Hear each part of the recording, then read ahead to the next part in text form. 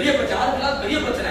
அவர் என்ன செய்யறாரு? தேவனை புகழ்றாரு, தெய்வத்தை ஆராய்க்கிறார். நம்ம என்ன செய்வோம்? பிரச்சனை வந்தா இது காரணம் ஏசப்பா தான், எதுக்கு சர்ச்சைக்கு போறேன், நான் என்ன பண்றேன், எதுக்கு நான் இதை பண்ணணும், எதுக்கு நான் தெய்வத்தை ஆராய்க்கணும், எனக்கே இவ்வளவு பிரச்சனை வந்து கிடையவே கிடையாது. நமக்கு பிரச்சனை வரும், போராட்டம் வரும், அதை மேற்கொண்டு தான் ஆகும். அங்கே ஏசப்பா சொல்ல எனக்கு உலகத்தில் உபத்திரவம் உண்டு, திடன் கொள்ளுங்க, நான் உலகத்தை ஜெயிக்கிறேன். நீங்க உலகத்தை ஜெயிப்பீங்க, எத்தனை பேர் விசுவாசிப்பீங்க? தாவீது இந்த சொல்லு தெய்வத்தை புகழ்கிறார், தெய்வத்தை ஆராதிக்கிறார். தெய்வத்தை ஆராதிக்க அவர் வெற்றி, அவர் வாழ்க்கை எல்லா இடத்திலும் வெற்றி தான். ஆமென், ஹல்லேலூயா.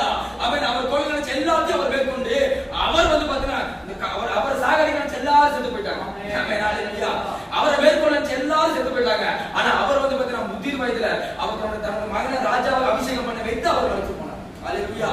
ஆமென். நீங்க நினைச்சு பார்க்கலாம், நீங்க அவங்க சொல்ற ஒரு காரியம் என்னன்னா, உங்களுக்கு முன்னாடி எல்லா பிரச்சனையும் மாறி போகும். ஆமென், ஹல்லேலூயா. உங்களோட சூழ்நிலைகள் மாறும், கடன் பிரச்சனை மாறும், போராட்டம் மாறும், பிரச்சனை மாறும், எல்லா வியாதி எல்லாம் மாறும். நீங்க இருப்பீங்க, விசுவாசம். ஆமென். ஒரு கரங்களை தேவ நாமத்தை மகிமைப்படுத்துங்க.